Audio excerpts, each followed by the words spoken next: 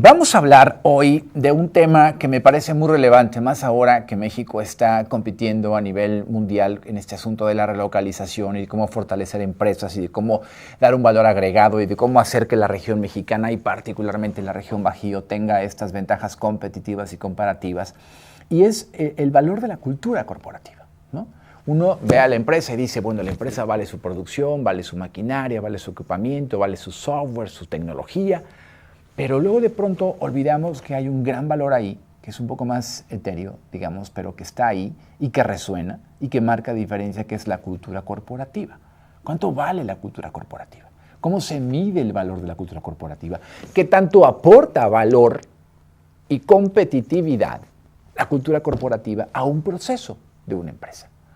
A veces perdemos de vista esto porque no se siente, no se toca tan fácil como la maquinaria, como los bienes, como en fin, pero es igualmente valiosa. Y hemos buscado a un experto, él es un consultor de primerísimo nivel que ha formado parte de las empresas más importantes de este país, que vendrá a San Luis Potosí, por cierto, a un foro que organiza MEXME el próximo jueves, allá en San Luis Potosí, esta Asociación Mexicana de Mujeres Empresarias. Y uno de los speakers de alto nivel es Rogelio Salcedo Villacampa, especialista en talento, para hablar del valor económico de la cultura. Él además es socio de una firma de consultoría de recursos humanos llamada Miscua. Y me da mucho gusto poderlo tener esta tarde para Así las Cosas en el Bajío por W Radio. ¿Cómo estás, Rogelio? Buenas tardes. Muy buenas tardes, Héctor. ¿Cómo estás? ¿Me escuchas? Sí, te escucho perfecto. Bienvenido al Bajío Mexicano a través de W Radio. Y bueno, para hablar de un tema muy importante, ¿no? La cultura corporativa y el valor que aporta la cultura a un proceso empresarial. ¿Cómo se calcula esto, Rogelio? ¿Cómo puedes medir temas tan etéreos que no puedes tocar, pero que ahí están y que valen mucho?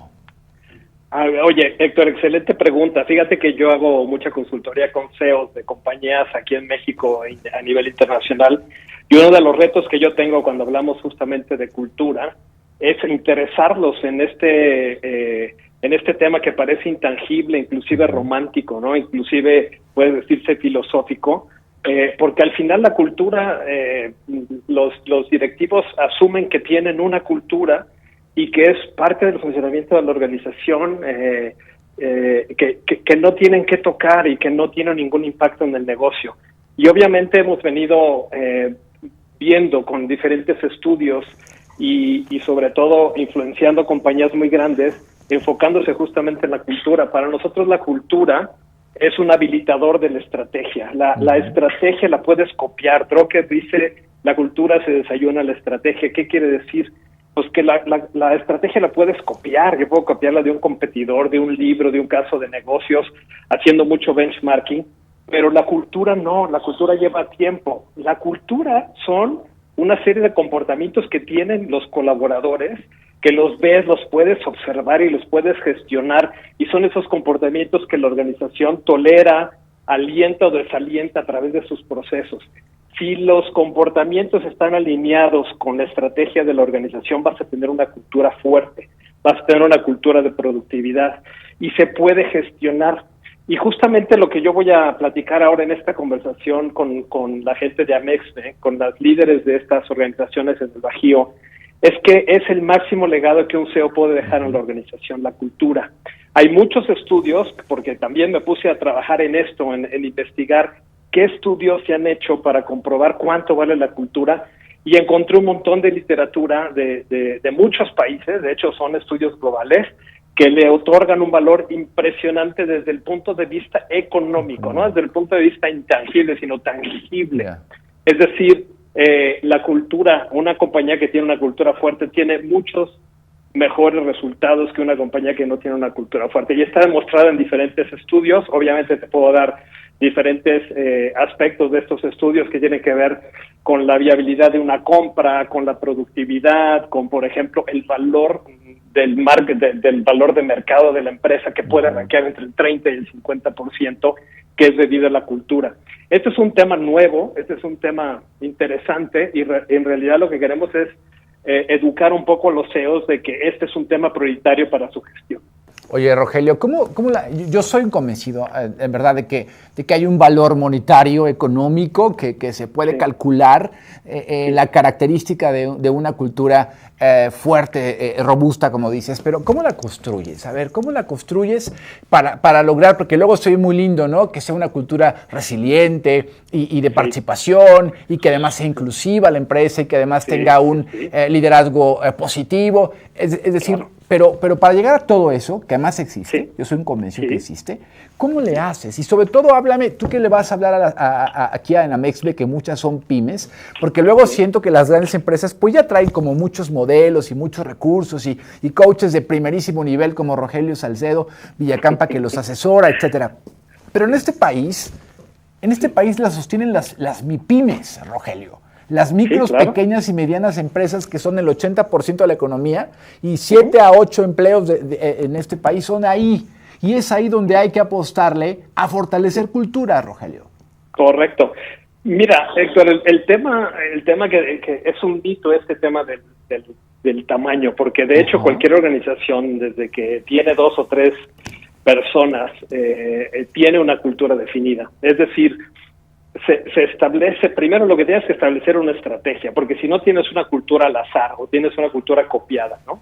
O simplemente sin diseño. Primero, la cultura se diseña, es por diseño, no es por casualidad. La cultura fuerte se diseña, es decir, lo que tú tienes que ver es de qué se trata tu negocio, qué es lo que vendes, cuál es el propósito de tu organización. Y basada en ese propósito, lo que tienes que hacer es definir cuáles son los valores y los atributos culturales que van a poder ejecutar la estrategia. Por ejemplo, si eres por decirte algo, una pequeña compañía, que tu función es entrega a domicilio y los atributos son confiabilidad y velocidad, por ejemplo, pues eso es un atributo de la cultura. Lo que tú quieres es que toda la organización entienda que esos atributos se tienen que ejecutar todos los días en los comportamientos diarios de cada uno de los colaboradores. Y entonces, cuando tienes a esas personas que se comportan de esta manera, que está ligada a los atributos de la organización, vas a tener una organización de alto desempeño. Todo el mundo se va a preocupar por el envío, por la exactitud, no van a cometer errores, los sistemas de desempeño van a estar enfocados a esto, etcétera. Entonces, primero es un tema de diseño. Segundo, tiene que estar pegado a la estrategia de negocios. No importa el tamaño de la organización. De hecho, te puedo decir, hemos trabajado con compañías que hoy son unicornios, en donde desde que iniciaron la organización definieron la cultura que tenían, y es por eso que han podido crecer a ser unicornios el día de hoy.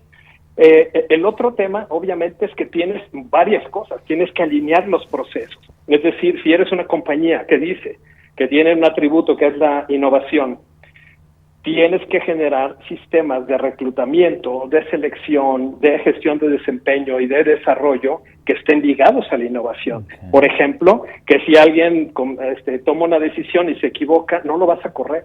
Vas a premiar la innovación y vas a aprender del error. Eso es un proceso de reconocimiento y recompensas que tiene que estar ligado a la cultura. No puedes tener una compañía que diga que el atributo es innovación y cuando le dices a la gente, oye, ¿qué pasa si te equivocas? Me dicen, me corren.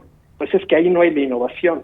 En una compañía donde se premia el intentar y el desarrollar cosas nuevas, ahí es donde está la innovación. Entonces, fíjate, los procesos, los sistemas, la comunicación, todos los artefactos culturales, los espacios, los logos, todos esos refuerzan la cultura sin importar el tamaño de la organización. Pero tiene que ser por diseño. Y un tema que tú tocaste muy importante, el líder es fundamental, es decir, el líder con sus comportamientos, con su conducta, también forja esta cultura porque genera esta integridad entre lo que se escribe de qué es la cultura ideal y lo que es real en el día a día. Y el líder tiene que ser fundamental. Por eso en estos procesos trabajamos mucho con los líderes, ¿no? Porque ellos tienen que definir el walk the talk, el caminar lo que está escrito en la pared, porque si no, pues va a ser una cultura de póster en la pared y no es una cultura real, ¿no? Entonces, el tamaño no importa, tienes que trabajar muchísimo con los procesos, sistemas, con un propósito y el liderazgo tiene que estar alineado. Estábamos conversando hoy sobre el valor económico que le aporta a una empresa, no solamente el distintivo y la referenciación, sino el valor económico, porque este es un tema de dinero. Las empresas pues son negocios y necesitan ver redituados sus inversiones. Cómo el valor económico de la cultura aporta, fortalece la competitividad, fortalece la productividad, fortalece la calidad de los procesos, ¿no? No es un tema etéreo, no es un tema de discurso o de filosofía, es un tema ahí que vale, que cuesta, que suena a dinero, porque de esta forma se transforman los sistemas internos. A ver, es Rogelio Salcedo Villacampa, especialista en crear justamente culturas. Estará en San Luis en un foro, invitado por el Clúster Automotriz, invitado por la Universidad Autónoma de San Luis Potosí, invitado por MISCUA, esta firma de consultoría de capital humano, y invitado por Amexme, que organiza el foro, esta asociación de mujeres empresarias, capítulo San Luis Potosí. Cuando hablas de que no sea una cultura de cuadro, de un cuadro colgado ahí en la recepción, en la entrada de la empresa, siempre me pregunto, ¿cómo haces para que permee? A ver, ya se diseñó, ya el equipo, el CEO, el staff, etcétera, la han diseñado, la han bocetado, en fin, pero tiene que permear para que entonces no se quede en un cuadro muy bien colgado, enmarcando la pared. ¿Cómo permear la cultura en cada uno de los personajes que integran la compañía, la que sea, chica, mediana, grande, nacional o extranjera? Muy buena pregunta, Héctor. Y en realidad lo que tienes que hacer y lo que normalmente hacemos es un primer diagnóstico acerca de la cultura real, no esa cultura de papel que muchos directivos dicen, yo ya tengo una cultura y aquí está en el póster, ¿no? Lo que hacemos es investigamos con encuestas y con métodos, digamos, cuantitativos y cualitativos, qué tan real es la cultura y cuál es la cultura real. Y a partir de ahí diseñamos e identificamos cuáles son los gaps o las brechas que hay para la cultura que está definida. Y a partir de ahí, pues lo que hace es obviamente es alinear los procesos, los sistemas, toda la comunicación y fundamentalmente los sistemas de gestión de capital humano, como por ejemplo el reclutamiento y selección. Ejemplo de nuevo, ¿no? Si quieres una compañía con innovación, pues empiezas a traer gente que tenga características innovadoras. Si quieres gente o si por ejemplo estás hablando de diversidad como un atributo cultural, pues empezar a reclutar gente diversa desde el pool, desde el reclutamiento, ¿no? Entonces empiezas a revisar todos y cada uno de los sistemas que habilitan la estrategia de capital humano, en donde, por ejemplo, los sistemas de recompensa, los sistemas de promoción, los sistemas de movilidad están alineados a esos valores. Segundo, identificas las mentalidades y las habilidades de los líderes para comportarse de esa manera y que habiliten los valores de la organización. De nuevo, por ejemplo, si quieres tener una compañía diversa o una compañía innovadora, y tus líderes no se comportan en el día a día o no tienen estas mentalidades de innovación o las mentalidades, por ejemplo, de inclusión y diversidad, lo que tienes que hacer es entrenarlos, definir cuáles son esos atributos de un líder y empezar a trabajar hacia ellos. Los líderes marcan la pauta porque ellos son, pues obviamente, la compañía visible, la cultura visible, en donde la gente aprende lo que hacen, no lo que dicen, sino lo que hacen. Entonces, el comportamiento de los líderes es fundamental para alinear esto. Y luego vienen las métricas, ¿no? O sea, en realidad, si se están logrando los resultados con estos atributos, se pueden medir, se pueden diseñar, se pueden cambiar. Las culturas evolucionan. Es muy importante esto. O sea, una vez que una compañía define una cultura, no quiere decir que se queda ahí. Las compañías tan grandes como, por ejemplo, te menciono una que ahorita está en un proceso de transformación cultural gigante, es Netflix, ¿no? Yeah. La cultura de Netflix le ha funcionado muy bien hasta ahora. Hoy hay cambios, hoy hay una compañía totalmente distinta y el equipo de liderazgo está sentado en la hoja de diseño diciendo, oye, ¿cuáles son los atributos que sí nos van a seguir funcionando en el futuro y cuáles tenemos que cambiar? Es un ente dinámico, ¿no? Y obviamente lo más importante, yo creo que esto es fundamental, yo creo que si se quedan con algo los directivos de esta conferencia es, la cultura tiene que habilitar la estrategia, tienen que estar ligados. El tema de la cultura no es un tema romántico, la cultura la habilita y por eso el tema del valor. Por ejemplo, las compañías que tienen una cultura fuerte y alineada tienen 2x a 5 veces X tanto resultados como ventas comparativamente con las que no tienen una cultura fuerte. Por ejemplo, Conferry Institute hizo un estudio con CEOs de las 50 compañías más admiradas de Estados Unidos y le atribuyen entre el 30 y el 50% del valor de mercado de la empresa a la cultura organizacional. Hay muchos más estudios que te puedo decir, longitudinales en todo el mundo, pero para que veas el poder de esto, por ejemplo, en el caso de una compra, si yo voy a comprar una compañía, los CFOs, los directores de finanzas que hacen estas evaluaciones, en la investigación te dice que las compañías que no tienen la cultura alineada y de una cultura fuerte, el valor de descuento puede llegar a ser hasta del 30% del deal, de la compra, e inclusive la mitad de los deals se pueden caer por no tener una cultura alineada. Entonces, claro que vale la cultura de la compañía, porque, como te digo, tiene que estar alineada.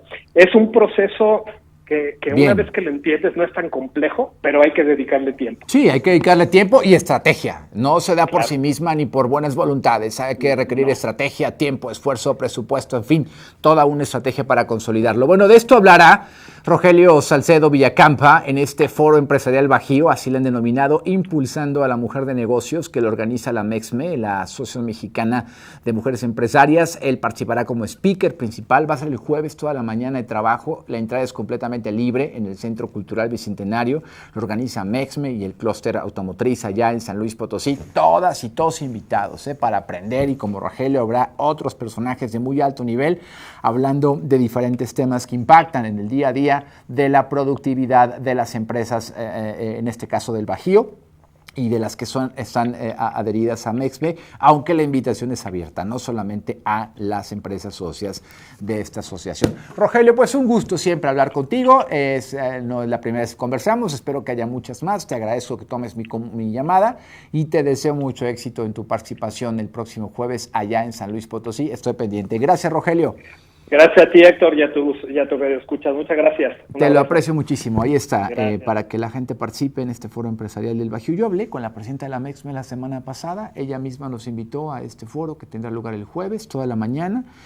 Varias conferencias, hay un panel, por cierto, un conversatorio con varios personajes de primerísimo nivel que va a moderar ahí Mónica Rivera, una experta también en temas de capital humano allá en San Luis Potosí, líder de MISCUA. En fin,